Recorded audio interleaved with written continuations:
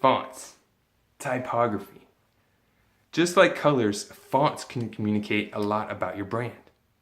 There are many different types of fonts. Some are more sophisticated and elegant. Others can be more bold or playful.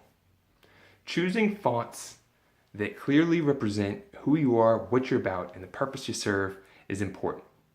You want to select your fonts with intent. You really want to know why you're choosing those fonts. You can select maybe 2 or 3 different brand fonts. One you may use for just specialty sort of graphics or specialty messaging. Some you may use for headlines, and others you may use for body copy. There are serif fonts, sans-serif fonts, slab fonts, bold fonts, minimalistic fonts, all types of different fonts. Now don't go font crazy on me. Some people, including myself at one point in time, think more is better, and they want to choose a lot of different fonts thinking they're showing variety and they're trying to appeal to a lot of different people. That's not a good strategy. When you're trying to please everyone, what ends up happening is typically you end up pleasing almost no one. If you want to see a real amateur, or you can tell who an amateur is when you look at a business card and you can see about 20 different font faces on it. It doesn't communicate a clear message of who this person is. It's mixed up. You don't want to send out the message that you're mixed up. You want to send out a message that you're clear. You know who you are. So choose your fonts wisely and then be consistent with using the fonts. You're going to use your fonts on your website, on any promotional collateral, on social media posts. Use the fonts consistently.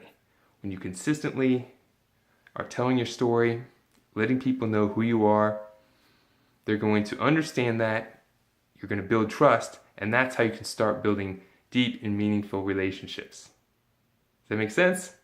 All right, so take a look at the fonts that you're using for your graphics or imagery. Make sure that you know what they are and that you're consistent with them. If you have a team that you work with, or you have a team that helps do your marketing materials, make sure that they know what the fonts are and they have the fonts available. Now, there's sometimes you're using programs that may not have the fonts available. Try to find fonts that are as close to the font as possible. And if you can't find any fonts that are close to the font as possible, maybe you might consider picking another font.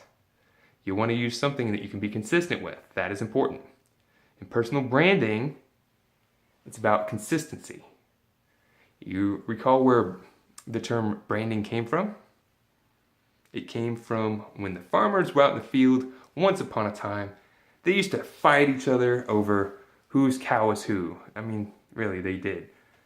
And someone had the brilliant idea of putting a mark on their cattle, so they could tell them apart from the other farmers. Soon enough, every farmer had their own mark, their own brand that they put on their own livestock. And that carried over into products. So they didn't go around changing their brand for different cows and their personalities. They kept their brand consistent.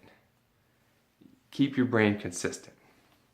If you want to refresh your brand through time, you can choose to do that, but do it with purpose.